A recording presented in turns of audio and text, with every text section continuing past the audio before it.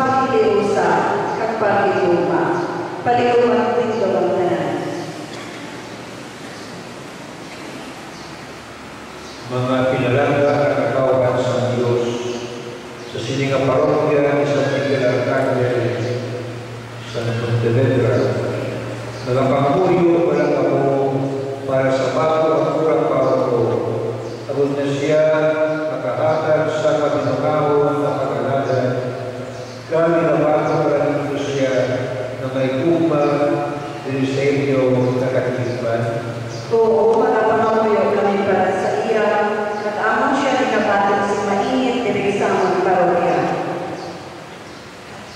Magatibuha ang palang ako sa lahat ng mga bagay, sa pagpuyong singkungan sa pag-ilusa, kalpagangpanay, sa pag-idayin sa atong Ginoo Jesucristo. Oo, amon himuon sa pagkulig sa Diyos. Ang atong Senyor Obispo napresenta sa katapo sa Konsehong Pastoral kag Komitibang Pinansyal sa sininga parokya ni San Miguel Arcangel sa pagkakapurang paroko. Ginapakabayan mga opisyalis sa pagpanapit sa tuha.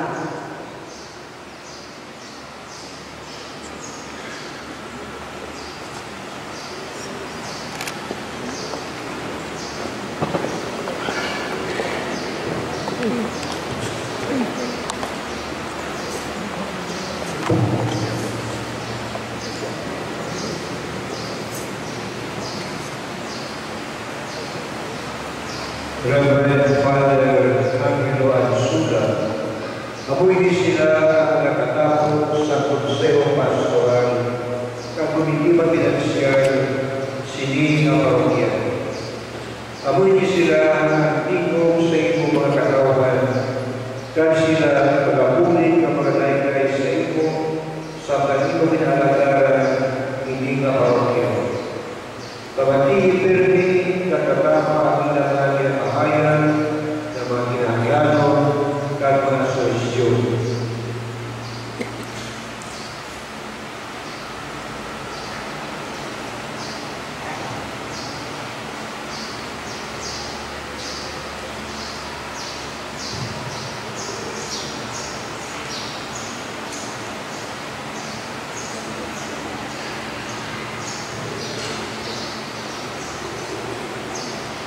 Mga kapiyan, ako nagasabat sa pagpangayon sa inyong paglaykay, kag-iya sa spiritual, kaglawas mo pagtatap sa akong panahon.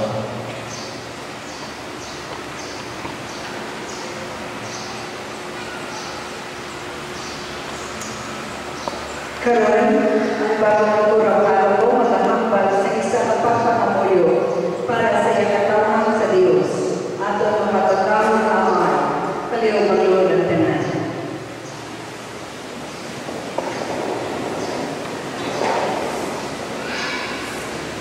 Makagagapon kagway na pusa ng Diyos, imo ako ginpili, ikan sa imong katawhan, agon maging pari ng sa Kristo, kagpaagi sa obispo, ginbutang mo sa pag-alagan sa magagmay na simbahan, sa katilingban, sining parokya, San Miguel Arcangel. Hatagi ako sa isa na pagitusuon nga nagasunod sa halimbawa sa maayo manugbantay nga nagkali hindi para alagaan, kundi agon mag-alaga, kag magpangita, kag magluwas sa itong mga nanulat. Karon na adlaw, kag sa tanan ng mga inadlaw, ako maghahanap sa imo sa pagpasakamat kag paglayaw, kag magapangamuyo para sa katawhan sining among parokya San Miguel Arcangel. Upod sa ila, ako nagapangamuyo nga sa puling sa imong grasya sa pagsaksi kag halimbawa sa among kabuhi, magadala sa kasununod sa imo anak na si Jesus, agud nga paagi sa pulong kabuhat, among mabalay ang tuluyan nga amo ang imo simbahan. Sa isa ka matungkol nga kalimay kagugma, upod sa katawhan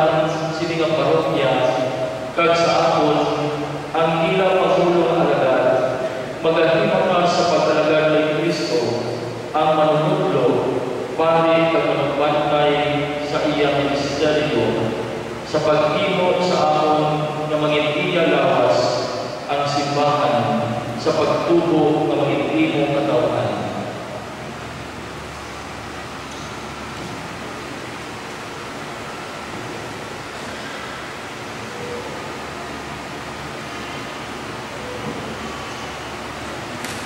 Gabay ang Diyos na nagsugod sa mayong kabuhat sa imo.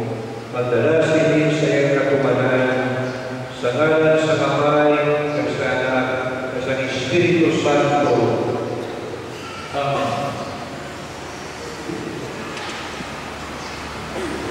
Kanyang magtinulang kanan, kang ato ng yabihon para sa kanyang pagpapalakad,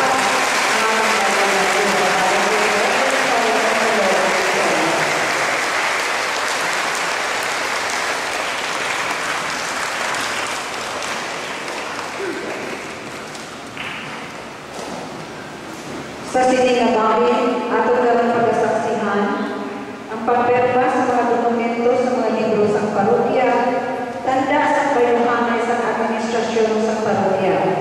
Pagkatapos ng pagpirma sa parokabura paroko, magalibot sa sining simbahan o ang atong Senyor Obispo, kag magahatag kataburan sa lugar, sa diin kinasaulog ang sakramento sa pagunya, ang baptisteryo, ang duwaw sa pagpakigulit,